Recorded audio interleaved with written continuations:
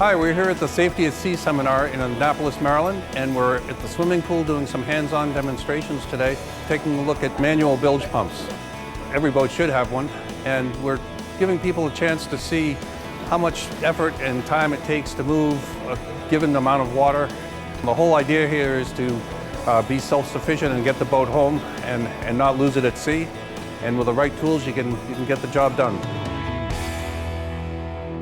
We'll kind of talk a little bit about bilge pumps in general. What's the philosophy with them? The philosophy of a bilge pump is to be able to generate the capacity needed to deal with any water ingress into your boat. So the first thing you need to do is to understand how much capacity you have for your electric pump and for your manual pumps. And so I guess when the first thing you want to do is you want to find the leak and stop it, right? Exactly. You want to make sure you get your electric bilge pumps going, and then you go to look for point of ingress. That's the most important thing. Yep. And if you can't stop it, slow it down so that you get to a point with knowing that your pumps can handle what's coming in. Mm-hmm. You know, there's some that would like to say, okay, if your boat's 40 feet, this is what your pumping capacity has to be. I'm a big believer that instead of regulation, I think you've got to take personal responsibility. You know where you're going to go with the boat. If you're in a remote area, then you need to be a lot more self-sufficient. Gotcha. If you're in the middle of Buzzards Bay, maybe perhaps a little bit less so. It's manageable and it's doable, and certainly pumps have saved a lot of boats. But the key is being prepared and having through-hole plugs and having a way to plug a rudder post hole, making sure that you stay up with the manufacturer's recommendations on replacing a sail drive bladder.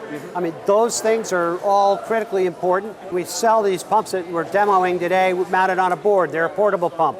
They could be handed to another boat in distress because there may not be a problem on your boat. It may be the boat, you know, next door in an anchorage that all of a sudden has a water issue and you need to get pumping over to them. Talk a little bit about the conditions and what you need to think about. The placement of the pump, if permanently installed, should be done in a way that you can brace yourself in a seaway, and so you can get your body behind the pumping motion, because then you have a greater sustainability rate of pumping action, and that's really critical. So water's heavy, you got to move it, and it takes a certain amount of energy to do it. Some of the takeaways I think that we've come up with is that you can't have a pump that's too big. When you need it, and when you need to move water out of your boat, you need to move it quickly. Bilge pump alarm is going to let you know that you have a problem. You got to get down there, you got to find your leak, you got to plug that or stem the flow a little bit. Get it to the point where you can keep up with it with your pumps if you want to get home without calling the Coast Guard. And I think the other takeaway here that I would recommend is to make sure that you have multiple pumps on board. You have the electric pump that's going to buy you some time, but then you've got the manual pump if your batteries flood or if they go dead on you.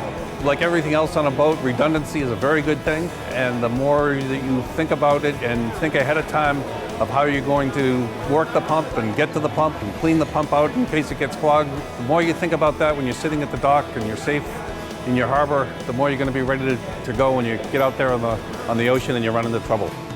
Be safe out there.